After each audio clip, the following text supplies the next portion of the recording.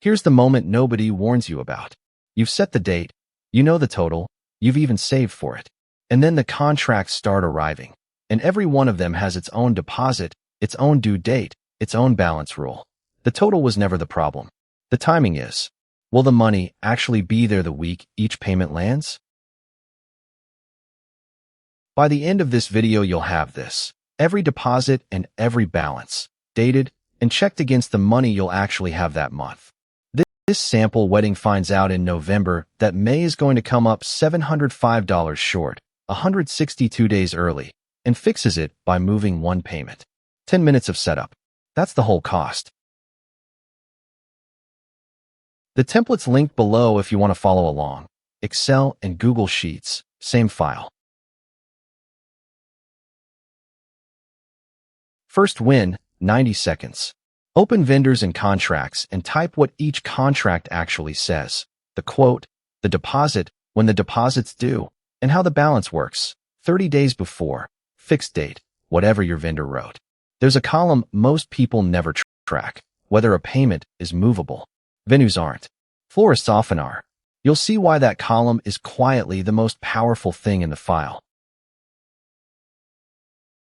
Then setup takes the other half of the story, what you're saving each month, and any family contributions, with the dates they actually arrive. A gift that lands in March can't pay a January deposit. This file is honest about that. And that's the whole setup. Names, amounts, dates. No bank connection, no login, it never asks. Now the tab that names the product. The payment timeline radar lays out every month between today and the wedding. Money coming in, payments coming due, and the fund's closing position. Green months, you're covered. And then there's May. Look at what's stacked there. The venue balance, the caterer's final payment, the rentals. Everything due before the big day, arriving in the same 4 weeks. The radar flags at the moment your entries make it true. In this sample, 162 days before it happens. If you're more visual, the calendar shows the same thing as a pile-up. You can see, May is crowded. That's not a disaster. That's information 5 months early. Now the part most people get wrong. When couples see a crunch, they panic cut the budget. Cut the flowers, cut the favors. But the sample isn't over budget. The money exists. It just arrives after the thing it was meant to pay. You don't have a spending problem. You have a timing problem, and timing problems have cheaper fixes.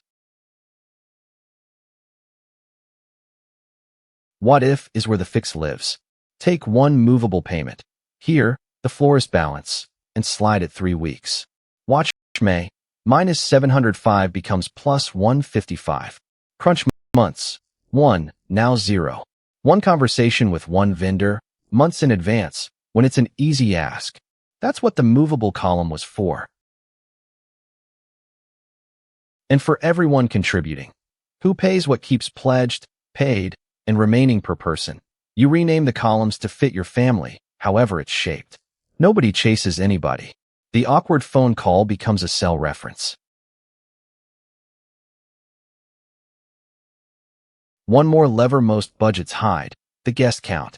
This sample runs $254.55 ahead, so trimming 10 guests returns $928.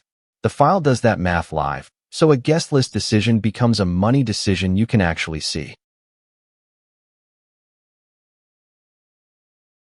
Quick objections, honestly. Excel or Google Sheets.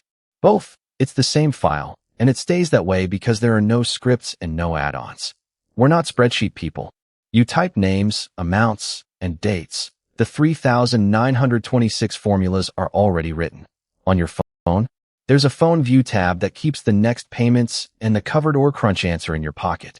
And the week after the wedding, the post-wedding tab closes the book, what everything actually cost, kept. If you're planning a wedding right now, this is the calmest $25 you'll spend on it.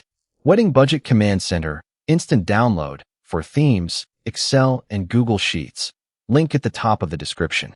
Set it up tonight, and by tomorrow you'll know exactly which month needs a phone call. If budgets are your love language now, the channel's full of command centers. See you in the next one.